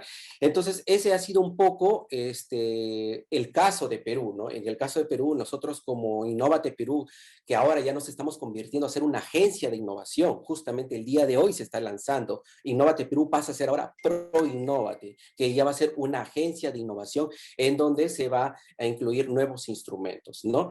Ahora, nosotros tenemos, anualmente sacamos nuevas convocatorias. Estas convocatorias son de índole transversal, es decir, las industrias creativas también podrían participar, ¿no? Entonces, está ahí, está ahí. También hemos tenido otros proyectos, ¿no? Que se han hecho misiones tecnológicas, incluso que yo he sido ejecutivo, videojuegos, cine, música, gastronomía, ¿no? Entonces, se ha podido apoyar desde la parte técnica, digámosle así, ¿no? De este ministerio que tiene una connotación un poco más técnica, poder vincular a la industria creativa como un aliado estratégico muy importante. Entonces, esperamos que los fondos puedan darse, ¿no? Puedan en esta nueva etapa, como les menciono ya de este cuarto préstamo, poder incluirse y poder seguir en este camino. Porque sí te digo de manera honesta, se dieron las soluciones, pero sin embargo, creo que falta aún más, ¿no? Aún más, ha quedado a nivel piloto todavía, porque si nosotros ahorita ingresamos a las plataformas que se han desarrollado, pues como que han quedado un poquito ahí todavía, ¿no? Les falta todavía un poco más de impulso, ¿no? Entonces, para eso creo que va más ligado al tema de desarrollar algunas políticas públicas, de repente de apoyo, o que se pueda generar autosostenibilidad. Creo que eso es lo más importante, generar autosostenibilidad para que estas iniciativas perduren, ¿no? Porque si no van a ser como que una buena idea y quedó ahí nomás, ¿no? Entonces, esa es un poco la experiencia, como digo, que hemos tenido en Innovate Perú acerca de lo que es este tema de industrias creativas. Esto es cuanto tendría que contarles. Muchísimas gracias, Osber, muy claro. Interesante. Antes de pasar a Ana, que no por ser la última va a dejar de ser impactante con el proyecto del Power y el trabajo de Confama centralmente. Es interesante que planteaste un lugar primero de outsider y después como parte del ecosistema cultural, del campo cultural, y celebramos que Innovate se vuelva una agencia de innovación, seguir recibiendo este tipo de noticias, y que te animaste a tocar el tema tabú, ¿no? La mortandad de los emprendimientos culturales, porque hablamos de sostenibilidad, y bueno, para hablar de sostenibilidad hay que también hablar de las necesidades de diversificación, sostenibilidad, y también de hacerse cargo como campo cultural, como ecosistema, de los daños en el camino, ¿no? De los proyectos que no logran desarrollarse, que un programa de financiamiento puede terminar, pero van a necesitar otros para ese seguimiento, que no basta a veces solo con las buenas intenciones iniciáticas de los programas, sino el trabajo constante, y quizás de nuevo esa fuerza cooperativa ayude con una mano donde terminaba la del otro, ¿no? Y puedan estar esos pasos. Así que muchísimas gracias por tu enfoque. Ana Maya, directora o encargada, perdón, de emprendimientos de Confama. muchos conocerán el programa, y quienes no, Confama es una caja de compensación familiar, no es en sí solo no es un centro cultural o una organización cultural en sí, sino con un programa interno. Pero trabajo de apoyo en Medellín con, sobre todo, no solo la interacción con proyectos, sino una metodología que me parece ya viene funcionando y a todos nos ha servido en distintas instancias, o para cooperar juntos o para llevar a modelos regionales en Latinoamérica. Y personalmente el Power que pude conocer en Medellín, y me he vuelto un fanático, junto a otros proyectos colombianos como el de Colombia Co-Crea, etc. Pero en sí, el del Power me parece que ha encerrado esos condimentos que estamos buscando todos, entre mixtura pacífica y productiva y virtuosa entre independencia, público y privado. Así que, Ana, muchísimas gracias y queda la palabra para ti. Bueno, muchas gracias, Máximo, por la presentación y la bienvenida, y también por estar también al frente de esas oportunidades de conversación. Saludo para todas y para todos en la mesa. Ha sido un placer escucharlos este rato. También me uno como a las futuras reuniones, porque creo que vamos a tener muchos puntos en común. Yo les voy a hablar, o sea, tengo como varias cosas, ser la última me da la ventaja como de poder concluir. Tengo una pregunta para la organización del evento, y es: la mesa estaba planteada hasta las 12:30. No importa que nos extendamos un poco más, tengo 10 minutos aproximadamente. Listo. De pronto, recordar que para nosotros todavía no podemos hablar de pospandemia. Nosotros, y puntualmente en Colombia, estamos en el tercer pico y medio, en un momento muy alto, altísimos, como con un intento de regresar a una normalidad, pero sin desconocer que todavía están ocurriendo muchas cosas y que tenemos alrededor de un 30%, menos de un 30% de la población vacunada. Entonces esto nos pone como en una situación que no deja despegar del todo ante una pospandemia, pero tampoco estamos al mismo nivel como de congelamiento o pánico que estuvimos en el 2020. Sin embargo, los efectos sí se han venido pues como acumulando de manera increíble. Voy a proyectar una presentación. Voy a ir pues como conversando y moviéndome en varias cosas. Cuéntenme si ya están viendo, y la voy a poner acá completa. ¿Ahí pasó algo? Ya. Perfecto. Listo. Entonces, como les contaba Máximo, y para quienes nos están escuchando, Confama es una caja de compensación familiar, no es una figura que exista en todos los países, de hecho somos muy pocos quienes lo tenemos. Francia tiene cajas de compensación, pues tiene la figura de la compensación familiar. Brasil con su modelo de SESCI para nosotros es un gran referente, y a veces nos intentamos pues como hacer ese símil. Es una figura que nace hace 65 años en Colombia y fue creada por el empresariado colombiano, específicamente por el empresariado del departamento en el que estoy, que es Antioquia.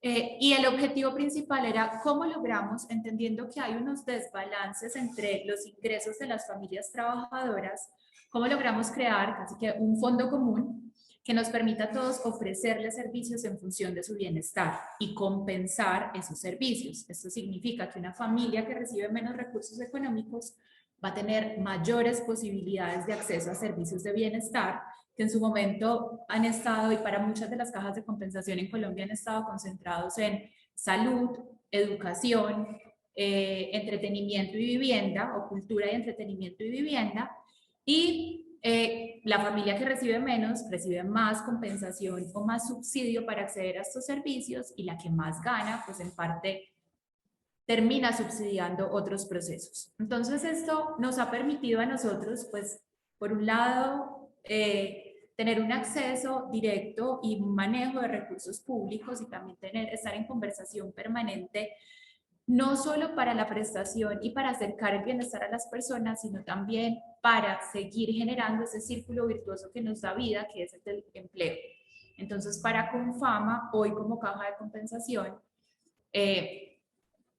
digamos que en el área en la que me muevo, que es emprendimiento, es fundamental construir escenarios propicios para desarrollar empresas y para que haya empresas en un ejercicio de sostenibilidad y proyección futura, porque eso va a asegurar también más empleos. Pero además de eso, tomamos una decisión como caja y como organización que ha sido siempre movernos alrededor y con la columna vertebral de la educación y la cultura.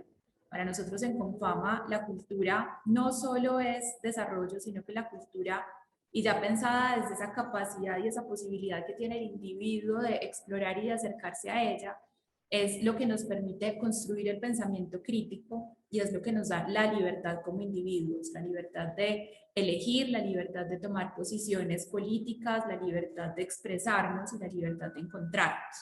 Entonces, por eso Confama decide hablar de un ecosistema para las economías creativas y culturales, que también es una ventaja hermosa porque casi que podemos tener un ciclo de consumo. O sea, yo como área de emprendimiento me encargo y nos encargamos en el equipo de desarrollar y de acompañar los proyectos que también Confama luego como organización va a consumir y va a potencializar en sus diferentes espacios. Entonces terminamos alimentándonos permanentemente. Confama hoy cuenta con diferentes escenarios y de hecho son muchos escenarios culturales. Tenemos el Claustro Confama, que es un edificio histórico en el centro de la ciudad. Tenemos 2 edificios históricos en la ciudad, cada uno con una vocación específica.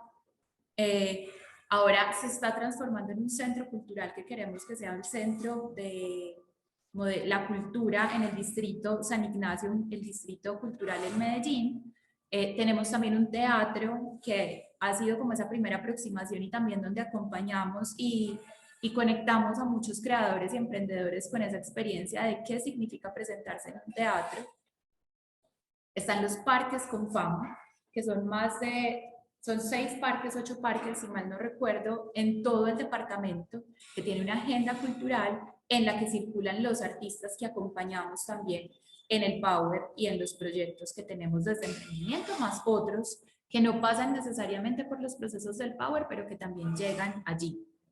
Y una agenda cultural que ahora pues ya es una agenda híbrida que se mueve en muchos espacios de la ciudad, no solo en los propios, y que trata de tocar muchísimos temas desde la cultura, pero que también explora diferentes formatos que van desde el concurso, las presentaciones en vivo, los performances, los conciertos, las co-creaciones. Entonces, estos 4 elementos que les estoy mostrando, casi que para mí, o para nosotros en emprendimiento y para el Power, se convierten en grandes clientes e importantes clientes que nos permiten poner a circular los artistas y los creadores que llegan al proceso.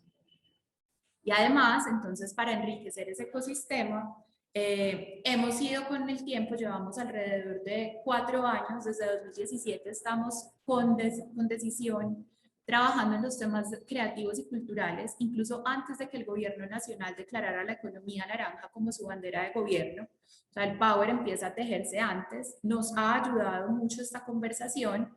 Y acá venía otro punto que ahora cuando ustedes hablaban me parecía importante mencionar, y es que en lo público, nosotros en Colombia, creo que es similar para muchos de ustedes, nos tenemos que mover en 3 niveles: las decisiones de gobierno, las decisiones departamentales y las decisiones municipales. Y si bien hay un gobierno nacional que tiene una sombrilla de industrias creativas y culturales de economía naranja, pues también cada plan de gobierno va marcando unos ritmos, unos programas, unas vocaciones, y nosotros como caja de compensación siempre hemos dicho que somos un puente y que somos quienes tejemos esas líneas como de asegurar que las cosas puedan darse. Y amamos las alianzas público-privadas porque ante la fluctuación y ante el cambio permanente de los gobiernos, es necesario que el privado en una alianza se encargue como de esa sostenibilidad y de esa continuidad en los procesos. Entonces, para nosotros hoy, ante cualquier acción para el sector creativo y cultural, nuestra propuesta siempre será: hagamos una alianza público-privada y trabajémoslo ahí, tanto para desarrollar territorio, como en el caso del Perpetuo Socorro, que es el distrito creativo que con más fuerza hemos impulsado desde el área de emprendimiento en Confama, y que es desde donde hoy transmito. Es la primera área de desarrollo naranja, que es una figura que creó el gobierno nacional para los distritos creativos. Y es un ejercicio que nos ha permitido aprender muchísimo de lo que representa el desarrollo territorial y cómo empezar, además es inducido, yo creo que con algunos de ustedes me he cruzado en algunos espacios de conversación sobre ecosistemas creativos. Es un territorio que estamos induciendo, es un territorio que la vocación ha ido creciendo, al que le hemos tenido que construir una narrativa, que en pandemia se cerró y que como es industrial, entonces las calles se vaciaron completamente y ahora estamos reabriendo. Entonces es como cómo mantener, en el caso del distrito creativo, la esencia de un distrito, aun cuando la presencialidad no lo permite. Y eso ha sido un reto, pero también ha sido muy interesante como llevar el encuentro a otro nivel. Que acá lo único importante es que nos vamos a encontrar, donde no sabemos, y el alma del distrito sigue dándose. Entonces somos socios fundadores de la Corporación del Perpetuo Socorro y ya a nivel nacional nos unimos con el Ministerio de Cultura, Ministerio de Comercio, la Cámara de Comercio de Bogotá, la Universidad Jorge Tadeo Lozano en Bogotá y nosotros para la Corporación Colombia Crea Talento, que es la corporación que crea el gobierno nacional para operativizar todo lo relacionado a la economía naranja durante este periodo de gobierno. Entonces ya ahí vamos como ampliando los horizontes y el Power, que es para mí el punto más emocionante, es una alianza que tenemos desde hace 3 años y medio con Ruta N. Ruta N es un ente descentralizado de la alcaldía de Medellín, entonces ahí vuelve y aplica esto que les hablaba de público-privado. Y lo que hemos hecho durante todo este tiempo ha sido movernos en torno a la inspiración, el fortalecimiento y la conexión de creadores y emprendedores en el sector creativo y cultural. Cuando el Power arrancó, nosotros dijimos, vamos a hacer como un cohete, vamos a meterle de todo y nos vamos a ir quitando piecitas como hasta encontrar ese punto. Tanto que hoy no podríamos decir que somos netamente una incubadora o que somos un ejercicio de formación de públicos, sino que estamos tratando siempre de transformar la oferta que tenemos con el eje central de acompañar al creador a que su proyecto y su negocio, y aquí es muy importante, su proyecto con vocación de negocio, tenga sostenibilidad y que encuentre fuentes de sostenibilidad para él. Hemos llegado entonces ya a una definición de las dimensiones del fortalecimiento, tratamos de generar ofertas siempre en cada una de estas áreas, la estratégica, la creativa y de producto, la humana y de equipo, la administrativa y financiera, mercados y tecnología. Entonces, si bien hay procesos que pueden abordarlas todas de manera muy general, sí tratamos de tener mentorías y procesos en cada una de ellas, que el creador pueda ir como atrapando y atajando un tema a la vez y sobre todo que este tema le vaya habilitando nuevos niveles. Después de estos 4 años, ya somos más de 4.500 participantes en los diferentes procesos del Power y alrededor ya estamos en 460 con los que han entrado este año, negocios fortalecidos. En un año mágico como el 2019, alcanzamos a medir un crecimiento en ventas del 27% de los que habían participado en los procesos entre 2018 y 2019. Sin embargo, ahora sí seguimos teniendo, si bien para algunos de los participantes seguimos teniendo incremento en ventas, pues no podemos desconocer que los retos de canales y los retos de digitalización han traído pues no un incremento significativo, sino al menos un sostenimiento en los niveles de ventas. Y hemos venido trabajando muy fuerte en construir una comunidad con estos 460 creadores, sobre todo para que se puedan desatar entre ellos nuevos proyectos y nuevas colaboraciones. Uno de los temas que le ha dado más éxito al Power y que para nosotros ha sido fundamental ha sido trabajar siempre con los que lo saben hacer y acercar al creador a expertos que son referentes para ellos. No solamente trabajar de igual a igual, sino poder acercar al creador a quien toda la vida ha visto a través de la pantalla, ha leído o se ha soñado, que se pueda sentar de tú a tú, al menos por 1 hora, por media hora, por el tiempo que sea necesario, a que haya un feedback sobre su proyecto y sobre su negocio. Eso transforma completamente y cambia el nivel de compromiso de manera inmediata y también incluso ha habido casos donde la recomendación ha sido abandona esto y vete por otro lado porque lo que estás haciendo no, en realidad no tenés cómo salvarlo. Pero aún así el creador lo ha sabido valorar y lo ha agradecido mucho. Entonces, esta red de expertos que nos han acompañado de diferentes países para los creadores ha sido maravillosa. Construimos con Bank Coldex una línea de financiación exclusiva para el sector creativo y cultural. De hecho, este año ya la línea vuelve y se fondea y tendremos nuevos créditos. Este ha sido como de los ejercicios más retadores también para nosotros como equipo, sobre todo porque hay una dualidad entre, si yo te habilito recurso, pero es una deuda, no te puedo dejar solo en esa deuda, ¿cierto? Y tampoco te puedo entregar recurso porque sí. Tenemos que construir un camino para asegurar que ese recurso no se te convierta luego en un peso peor que lo que estabas tratando de solucionar con el mismo. Entonces, esta línea va a tener unos ajustes para este año. Los créditos que tenemos hoy vigentes tienen algunos retos de conexiones que estamos trabajando desde el equipo, casi que se convierten para nosotros en tenemos que poner a circular estos artistas, estos creadores, estas organizaciones, pues para que puedan llevar a cabo lo que estaban planteando con el crédito. Habilitamos 8.800 millones para esta primera versión y ya esta nueva versión tendrá pues un nuevo recurso. Hemos hecho ejercicios de circulación internacional muy potentes. Ana, 97. si te parece, tenemos 2 minutos más o menos Listo. para promediar, ¿puede ser? Sí, de una. Gracias. A ti. 97 creadores en 6 mercados internacionales. Hemos tenido ya resultados de algunos de los mercados. Hemos estado en FINPRO, principalmente con música y artes escénicas, es con quienes más hemos circulado internacionalmente, y acá el gran aprendizaje es el gran valor de circular como ciudad o como proyecto y no que el creador circule de manera individual. O sea, la potencia de la presencia en un mercado internacional es mucho más fuerte cuando llega un grupo de creadores presentado por un proyecto o una ciudad o un país.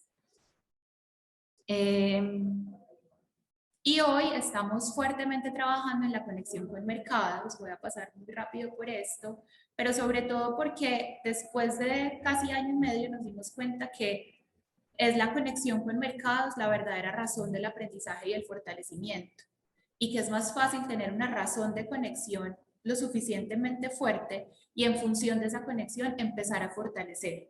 Entonces de ahí venimos haciendo un ejercicio de portafolio de creadores que lo pueden ver en el sitio web del Power, y estamos trabajando, no, pues es que me quedaron 1000 cosas por decir, pero ya la última, estamos trabajando en un mercado que vamos a hacer el 22 y 23 de julio de este año, y es un mercado donde la cultura se presenta a la empresa, pero ya no con la lógica de la responsabilidad social, sino con la lógica del servicio real que la cultura le ofrece a la empresa.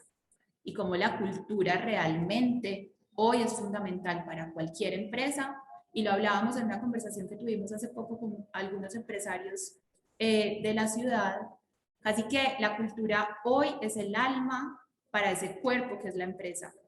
Entonces no es una relación únicamente de mecenazgo o de apoyo, no, es una relación de somos aliados, tú me sirves y yo te sirvo, entonces empecemos a trabajar juntos. Tenemos este mercado donde conectaremos 30 creadores con 30 empresas haciendo una curaduría específica de los productos y servicios empresariales e incluso como una adaptación al proceso empresarial por los temas de contratación, por los temas de todo.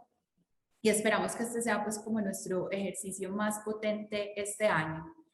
Cierro acá para tener al menos un pedacito de conversar. 1000 gracias y espero que nos veamos en otras oportunidades. Muchísimas gracias, Ana. Nos gusta, y aparte hay hinchada ahí atrás apoyando. Primero agradecerles a todos. Sabemos que es una exposición larga, que es necesario estos espacios de conversación. Las agendas en pandemia se han complicado, ¿no? Por un lado uno no tiene tiempo, por el otro un hijo pasa por atrás de la cámara, uno no va a la oficina, el otro sí, los horarios aparte transatlánticos, en fin, muchísimas gracias por este esfuerzo, Creo que todos coincidimos en que la cultura, el ecosistema y lo que viene lo necesita. Me quedé con miles de apuntes, pero la verdad es que fueron tan contundentes las presentaciones que pensé que mejor que cierre cada uno y no extendernos después con tantas preguntas. Va a quedar todo el material. Hay una pregunta puntual, Eva, que tenía en el chat. Preguntan si al programa, imagino que al programa del vivero, acepta cooperación internacional, si se pueden presentar proyectos o artistas de otros países para ser parte de la convocatoria. Ahora mismo está planteado para funcionar a nivel de Guatemala, ¿no? Sí es verdad que también pensamos que sí puede ser perfectamente como un modelo adaptable por otros centros y escalable, pero ahora mismo los recursos son para creadores de Guatemala. Bueno, linda idea pensar en alguno, si se quiere, virtual, uniendo todos los centros culturales de España, ¿no? Y pensar en uno de cooperación regional, y por qué no España. Bueno, sale una propuesta para el próximo, queda en el tintero. Y después había una o dos preguntas que yo creo se vuelven retóricas hacia lo que todos presentaron, que tiene que ver con la necesidad de mejorar las relaciones y la lógica del financiamiento en cultura, superar el viejo modelo del financiamiento cultural como una pérdida, una derrota, una dádiva, esto de esa autonomía del campo cultural que entonces parecería que no lo necesita. Todos han contado modelos de interacción de la cultura a otros campos, me parece que ha quedado clarísimo la noción de innovación, y desde los concursos de dinero no reembolsable a las capacitaciones, me parece que todo suma, y me quedo con esta idea de que la relevancia, se habló de pertinencia y relevancia, y de la agenda de género, de la agenda de diversidad, los puntos de sostenibilidad ya no solo como una cuestión medioambiental, sino humana, y que no hay desarrollo productivo sin un tipo de sustentabilidad, si se quiere, social, ambiental y afectiva. Me parece que en ese sentido el trabajo en red que pueda salir después de un MIC Factoría y dejar de pensar esto que dijimos transatlántico ya ahora como una red virtual, de acá esperamos que la creación de este mercado siga y que estos puentes que todos están trabajando con mucho mimo, con mucho oficio desde su propio programa, podamos escalarlos y explotarlos juntos.